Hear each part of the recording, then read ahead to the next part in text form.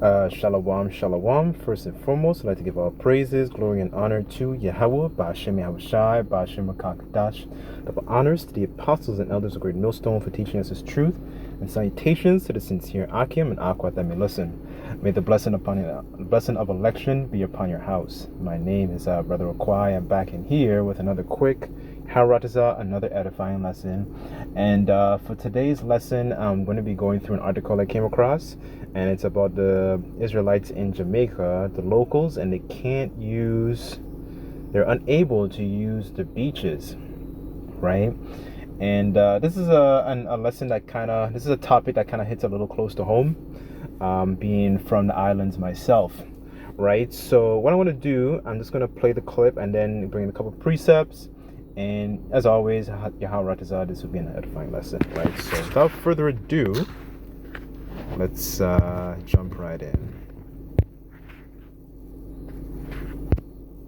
You know who can't access Jamaica's white sand beaches? Jamaicans. According to local advocacy groups' calculations, less than 1% of Jamaica's coastline is accessible to the public. Jamaicans have nowhere for themselves. We are living in between waters, and we have no access to a beach. Norris Arscott has been fishing at his local beach for most of his life. But a company bought the land in front of the beach and built a cement wall around the property. The plan? To build another resort. Me, personally, have no access to another beach.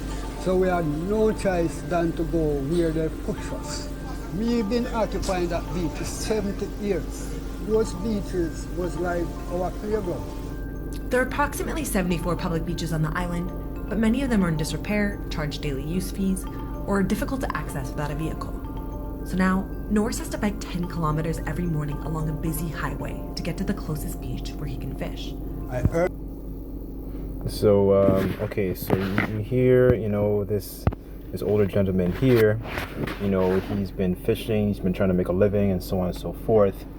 And this is a common sentiment that is happening, especially like in the Caribbean islands today. And it's just goes to show that that the Israelites are constantly and still under a series of curses, right? And he's not able to make his living or make his daily bread, and so on and so forth, right? Let's get to my first precept. 1 second.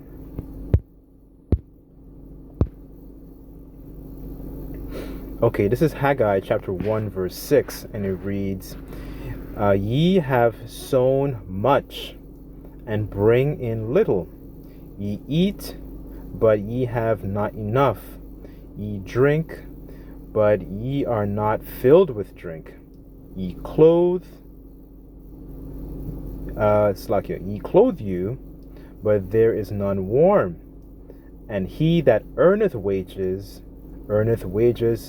put it into a bag with holes, right? So, this is very, very descriptive, because the Lord Yahweh Ba'ashem Yahushai is outlining that our people were going to be sowing and essentially trying to make ends meet. And this is just not on a simple scale, like this man is trying to go and get his trying to get his fish so he can put food on the table and provide for himself or his family. But he can't even do that, right? And especially when Israelites, they come to Babylon the Great, aka America, and come to these Western nations, they actually try to do the exact same thing through these other endeavors, right? And it's very, very hard for them to do that.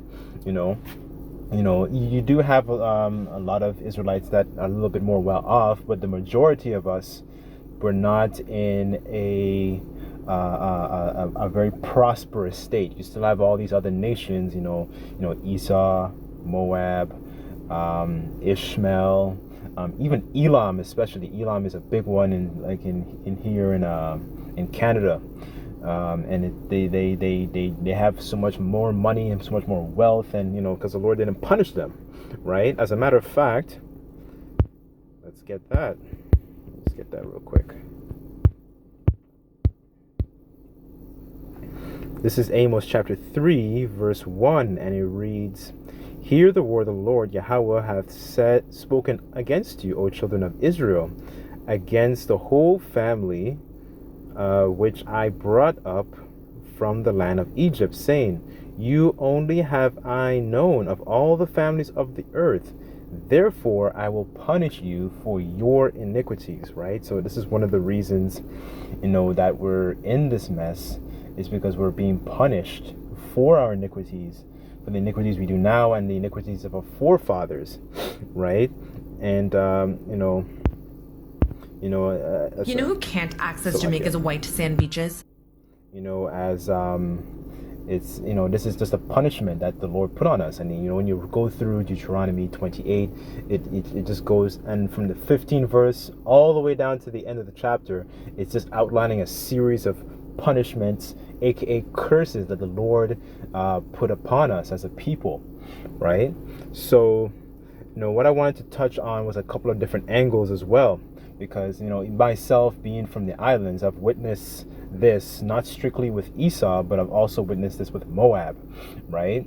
And it's what happens is they're essentially doing the exact same thing that King David had done, right? So for example, as a matter of fact, let me read the account, and then I'll go through what the experience.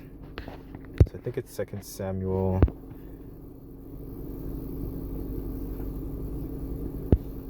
Okay.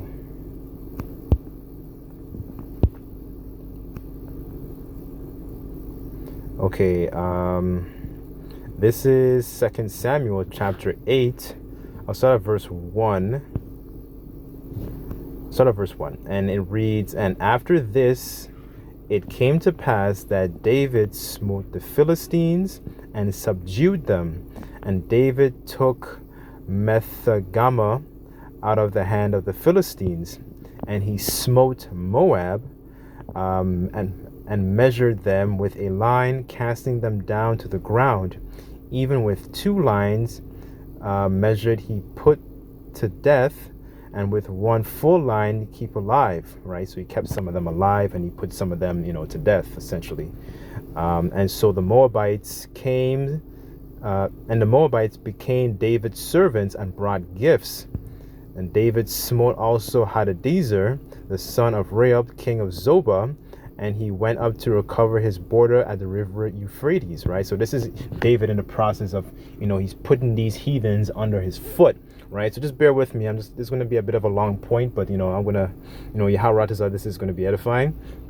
And further on, it says, And David took from him 20,000 chariots, and 7,000 horsemen, and 20,000 footmen, and David houghed all and the chariot horses, but reserved them for 100 chariots, right? And below, so I want to read verse 6, and verse 6 is the point. Then David put garrisons in Syria of Damascus, and Syrians became servants to David and brought gifts, and the Lord preserved David whithersoever he went. Right, so this is I want to read verse 7. And David took the shields of gold and were on the servants of Hadadezer, and brought them to Jerusalem. Right, so when David was putting his foot up these the behinds of these heathens, essentially, right, and building up the process of that kingdom, right, and it's he was taking a lot of those resources, right, from these other nations, right? So, one of the reasons I wanted to bring this out was because, this is one of the things that the so-called Chinese and Esau is doing to the Israelites in their respective lands, right? For example, in Jamaica has, for example, this highway. And it's a highway, and essentially I forgot the price of the highway, but essentially what Moab does in the different tribes in the Caribbean, they go in there, they set up shop, they set up hotels, they set up they buy beaches and so on and so forth, and they take those same resources, and all those resources go back to China, right? I remember when I was about 10 or 11, for example, we had a really like crazy hurricane that hit the island, and after the fact, a lot of Chinese came to the island, and then began to set up shop. They started rebuilding the infrastructure of the land, right? Because the country's poor. So what do the politicians do? The politicians, they invite them in, the Chinese, whatever they do, they sweet talk them. And, essentially our politicians, our people, they make covenants with these other nations, right? They make covenants with these other nations, and then these other nations take advantage of them and bite them, right? And the scriptures talk about not trusting your enemy, right? They make covenants with these people, and then they and even the politicians, they have their they screw over the locals too, because they get paid a lump sum of money and whatnot. And then what happens is those politicians, they screw over the people, and eventually these heathen nations, they come in and they take the resources because they're unable to pay. The country itself is unable to pay for the different endeavors. For example, the infrastructure. Okay, your stadium needs to get rebuilt. Oh, you might need some new roads. You might need some new highways or whatnot. Our country doesn't have the resources. It essentially doesn't have the Lord. That's the first thing. We don't have the wisdom of Yahweh Bashim Yahushai and the understanding of ourselves, right? Because if we knew this, we would know not to make covenants and deals with these other nations and not trust these other nations, right? As a matter of fact, let's get that really quickly.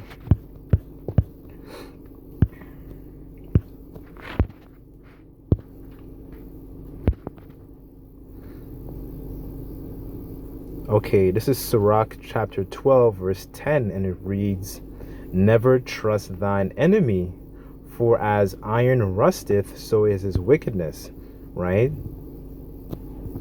I think there's one. Okay, I'll read verse 16. This is a good one too.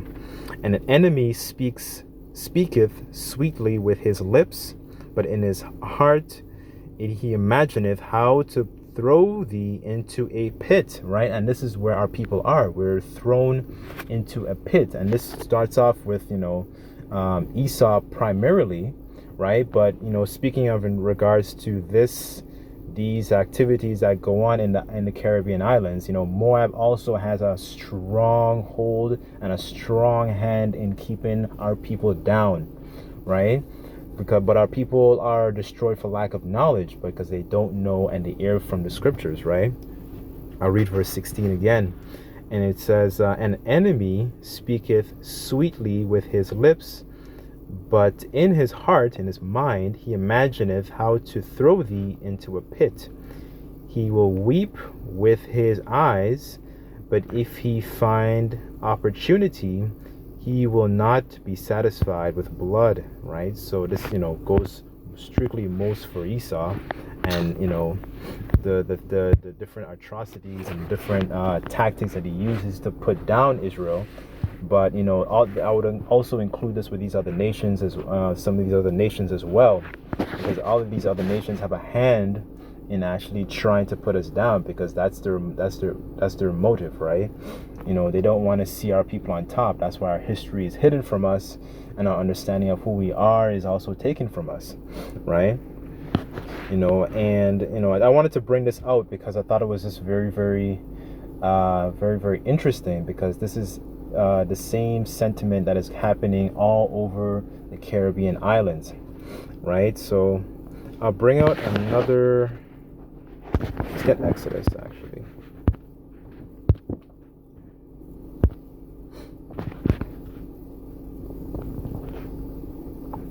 Okay, this is Exodus chapter 23, verse 8.